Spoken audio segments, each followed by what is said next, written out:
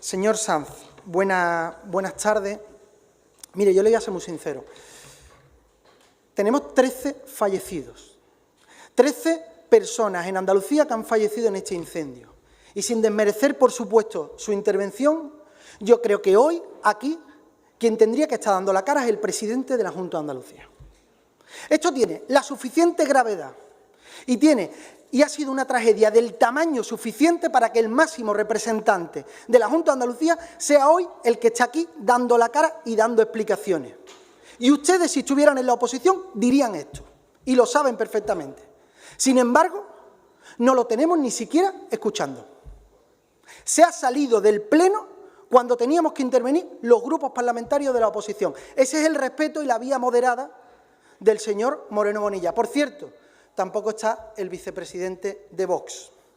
13 personas fallecidas se merecían que el que diera las explicaciones aquí fuera el presidente de la Junta de Andalucía y que no se escondiera detrás del consejero. Creo que es lo mínimo que se le puede pedir a este Gobierno. 13 personas fallecidas. Miren, en Adelante Andalucía somos muy responsables con este tipo de cuestiones. Nosotros no vamos a caer ni en el politiqueo, ni en los bulos.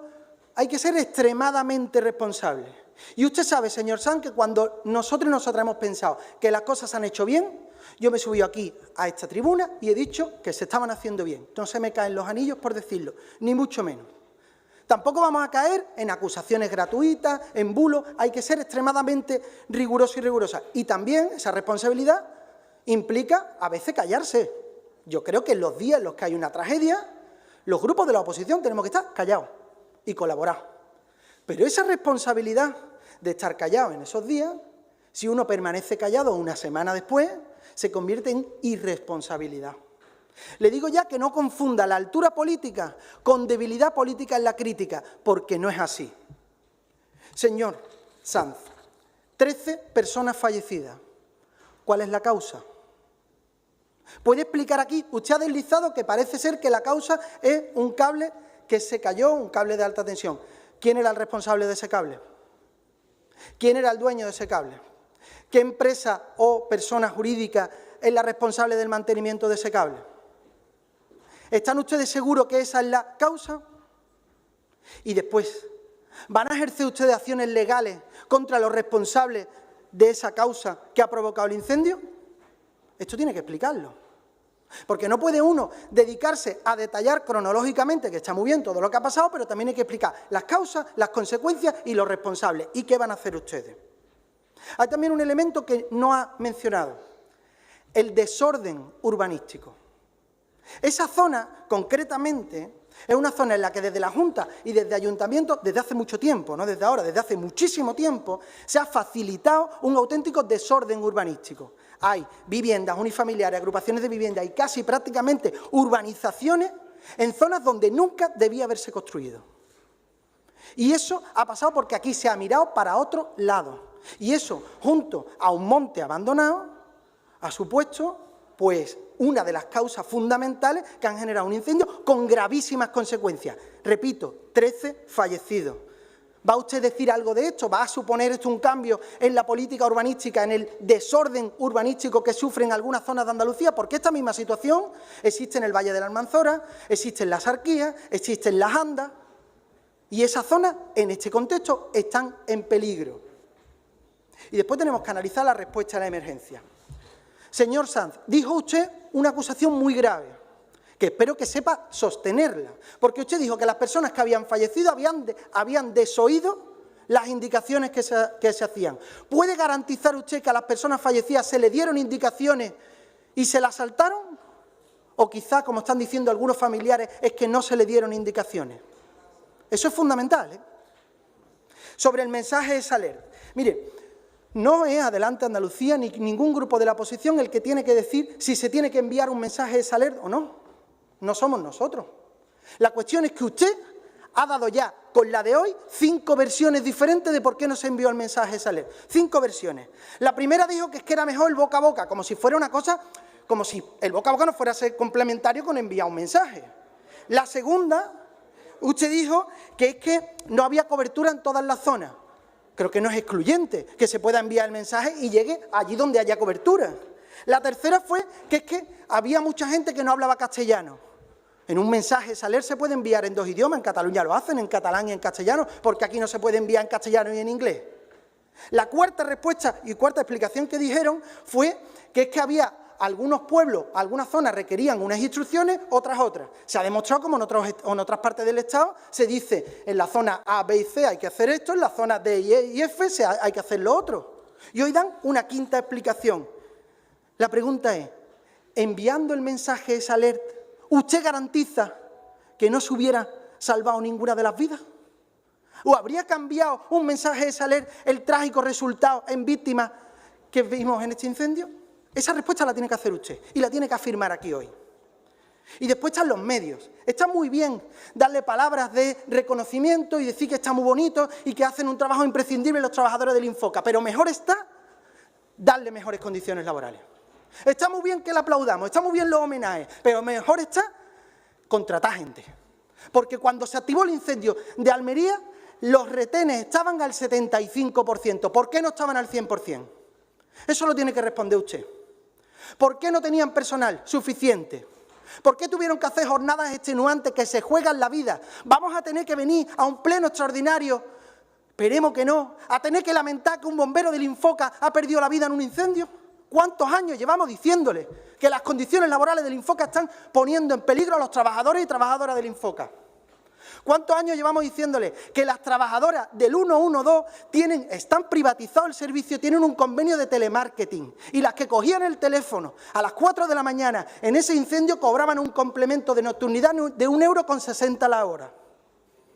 Esas trabajadoras son las que nos sacan las castañas del fuego, nunca mejor dicho. Esas trabajadoras son las que están en las emergencias. Menos palabritas y reconocimiento y más condiciones laborales dignas y más hacer las trabajadoras públicas.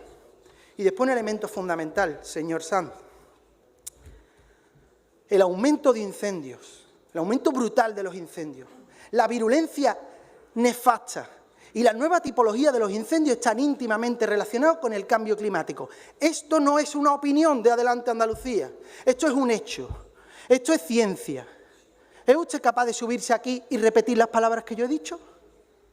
¿Es usted capaz de subirse aquí y decir que los incendios que estamos sufriendo en Andalucía y en otras partes están relacionados con el cambio climático?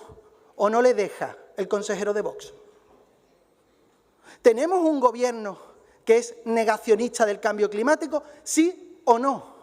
Porque hemos visto un presidente Moreno Bonilla que un día firmaba un documento que decía que el cambio climático prácticamente eran las leyes ideológicas del fanatismo climático, no sé qué. A la semana siguiente iba a una rueda de prensa a Almería y decía que sí, hombre, que allí estaban las cámaras, estaba el presidente del Gobierno del Estado y ese día sí era un defensor de que había que luchar contra el cambio climático.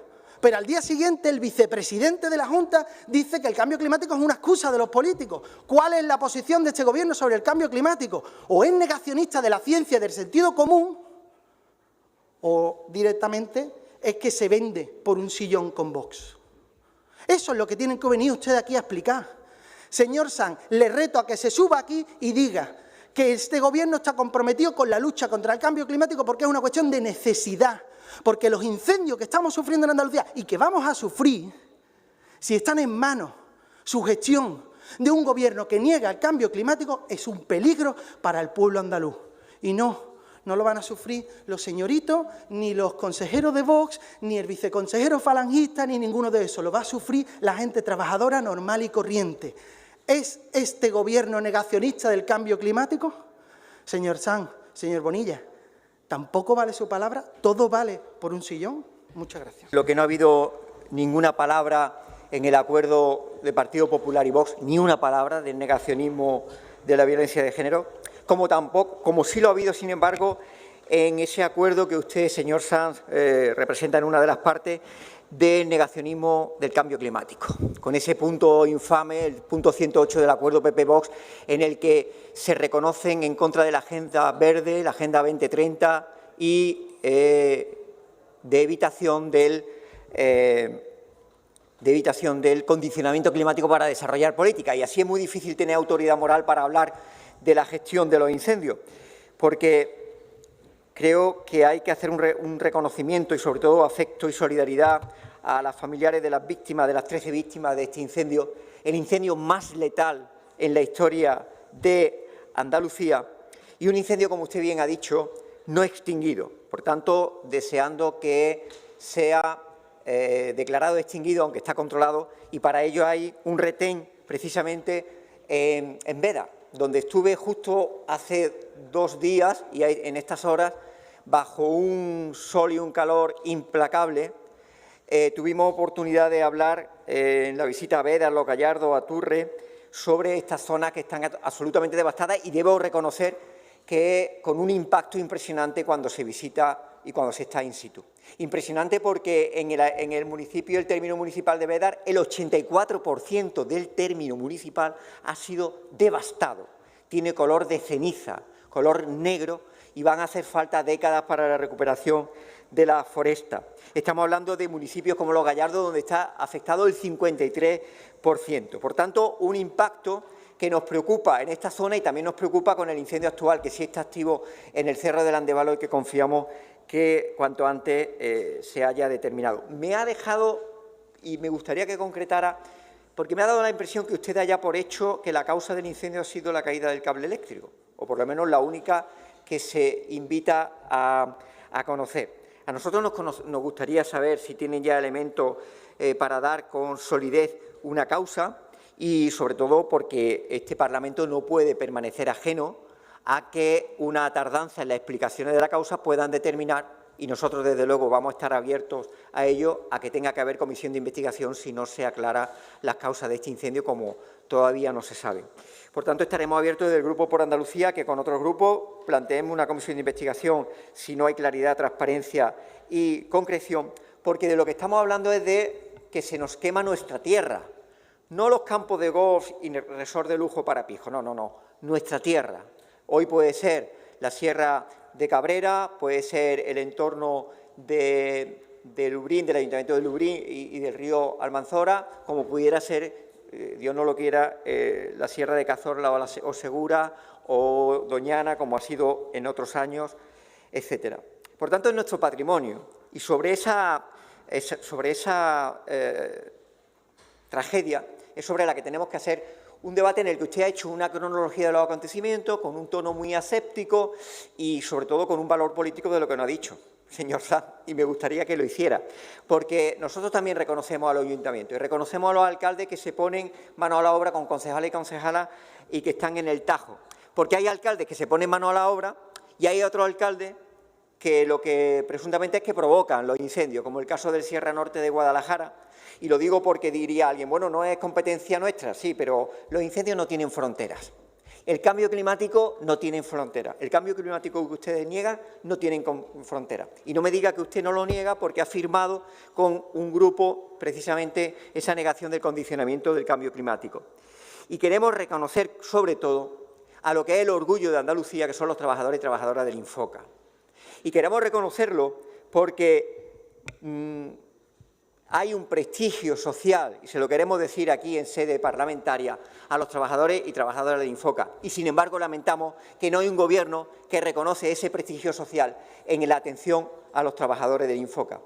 Salarios precarios, falta de estímulo para permanecer en el cuerpo del Infoca, es decir, quien puede huye a otros colectivos, ya sean bomberos, ya sean policías locales, ya sean otros cuerpos de seguridad. No estímulo a la permanencia, como digo, inadecuación de medios, ya sabe la deficiencia de los medios de fijación facial o auditiva que se les mueven en plena faena, bajos salarios, como decimos, recorte del 14% de la plantilla que después se le compensa sobrevenida cuando vienen los incendios, o condiciones deplorables como el avituallamiento, donde usted sabe que tuvieron que pasar de 3 horas a 2 horas la facilidad para tener agua en plena faena de incendios. Tenían 3 horas, 3 horas. Le dieron tanta vergüenza que la pasaron a 2, pero el protocolo establecía 3 y 5 de avituallamiento sólido. Y, por supuesto, cuando no hay incendio, nada. Se tienen que ir en plena sierra a 40 grados y humedad mínima con sus propias botellas de agua y sus propios avituallamientos. Esos son los trabajadores del Infoca que ustedes dirigen, a los que les reconocen el trabajo, pero no se lo reconocen lo que hay que reconocerle a los trabajadores, que son en condiciones salariales proporcionales al riesgo, incluso de sus vidas, a las que se les someten en su actuación. Jornada de hasta 18 horas, de trabajo. Y esto es un testimonio que hemos recibido de los propios trabajadores que precisamente estaban en el retén de Veda. Y hay un elemento que usted tampoco aporta y a mí me parece que es algo muy importante. Mire, al final dice, hay que reforzar los sistemas de emergencia, de prevención. Bien, pues eso se refuerza con la potenciación del sistema público, en un momento, precisamente en un momento, en el que el 112, el concurso de gestión del 112 se le han quedado desiertos. Diga usted aquí ahora que no solo no lo van a privatizar, sino que hay una oportunidad para recuperarlo desde la gestión pública directa. Dígalo. No que haya que reforzar los servicios, porque claro, ustedes tienen una posición neoliberal de intentar debilitar el Estado. Cuando llegan las malas, pues entonces dicen hay que reforzar lo público. Diga también, señor Sanz, que no se le va a ocurrir hacer lo que han hecho en Castilla y León de troceamiento de los servicios, de fragmentación de las competencias y de privatización del Infoca. Dígalo, porque nos quedaríamos mucho más tranquilos. Y quiero transmitir un tercer elemento del que usted tampoco ha hablado, porque, claro, se convierte en un cronista de situación, pero no ataja las causas que la provocan. Y una de las causas que la provocan, aunque pueda parecer muy lejano, fue la ley del suelo que ustedes hicieron con el Gobierno de Aznar, una ley nefasta, donde se podía prácticamente construir en todo aquello que no estuviera especialmente protegido y que ha generado el desastre que tiene de dificultad y de la que tenemos que aprender, señor Sanz, para el futuro, que es qué hacer con un sistema de propagación urbanística de diseminado que va contra el modelo sostenible de ciudades compactas y que es un absoluto obstáculo a la prevención de incendios. Y esto no lo digo yo, lo dicen geógrafos como tanto de la Universidad de Huelva como de la Universidad de Granada, donde advierten que los diseminados objetivamente es un obstáculo y dificulta la labor de extinción de incendios. ¿Por qué? Pues porque primero tienes que, obviamente, atender a la zona y salvar vidas y el entorno de las viviendas, y mientras eso se produce, los incendios siguen avanzando y, por tanto, no se produce una labor de extinción necesaria cuando en la zona no hay vivienda y, por tanto, se puede perimetrar y defender. Son aprendizajes al futuro, pero que tienen una causa, en una política, y es que el neoliberalismo, la desregulación, eso que le llaman tan pomposamente en la consejería de su aliado de la extrema derecha, mata. Y eso creo que esta Cámara y el Gobierno no es consciente de las consecuencias de que hay políticas que generan tragedias y generan muertes. Y celebro, señor Sanz, que no haya repetido aquí la infamia que repetió al principio cuando dejó caer que prácticamente los que se habían muerto habían sido por culpa de ellos porque no habían seguido las indicaciones. Celebro que no lo haya dicho en sede parlamentaria, pero fue infame esa reflexión porque es una tendencia horizontal y transversal en su Gobierno de echar siempre la culpa a las víctimas. Lo hicieron con los cribados del cáncer de mama y lo hacen con las víctimas del incendio.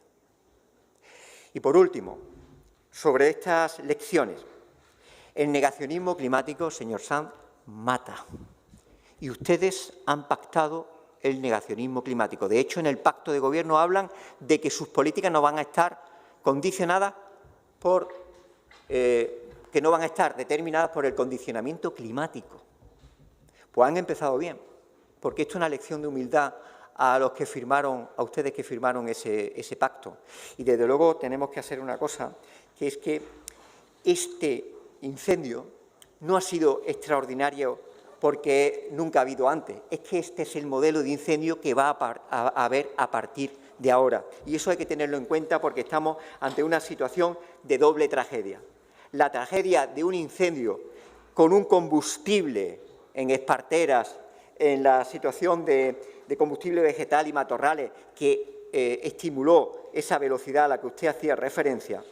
Y, por supuesto, la tragedia de tener un Gobierno PP-Vox que ha negado el cambio climático en su acuerdo de gobierno infame. Y eso es una doble tragedia para Andalucía que tendremos que combatir desde la izquierda. Muchas gracias. Estar trasladando nuestro recuerdo, nuestro respeto y nuestro afecto a las 13 personas fallecidas, a su familia, a los afectados por esta tragedia y también un reconocimiento sincero a todos los profesionales que han intervenido en esta situación tan trágica y, por supuesto, a nuestros alcaldes, a nuestros concejales, a nuestras concejalas, que en muchos momentos han tenido una actuación heroica. Señorías, 13 personas han perdido la vida, 10 han resultado heridas.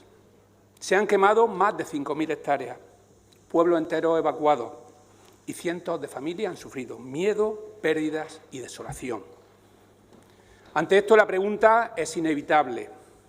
¿Qué tiene que ocurrir en Andalucía para que el presidente dé la cara en el Parlamento? ¿Qué falta de respeto comenzar el debate y marcharse? Está claro que entre las prioridades del presidente no están los incendios ni está el respeto a las víctimas de los incendios. Ante la mayor tragedia humana causada por un incendio forestal en Andalucía, el presidente Moreno Bonilla debe comparecer, debe investigarse lo sucedido aquí en el Parlamento y deben asumirse las responsabilidades políticas que correspondan. Señor Sanz, respetamos su comparecencia, pero usted no puede sustituir al presidente. Ante 13 vidas perdidas, delegar las explicaciones es una forma de eludir la responsabilidad del presidente. Señoría, y una emergencia no comienza con la primera llamada al 112. Empieza meses o años antes. Empieza cuando el Gobierno andaluz decide si mantiene o no mantiene las plantillas del Infoca completas. Empieza si decide conservar operativas las bases, si compra vehículos capaces de llegar al fuego y si protege a sus trabajadores e invierte todo el año en prevenir lo que después tendrá que combatir.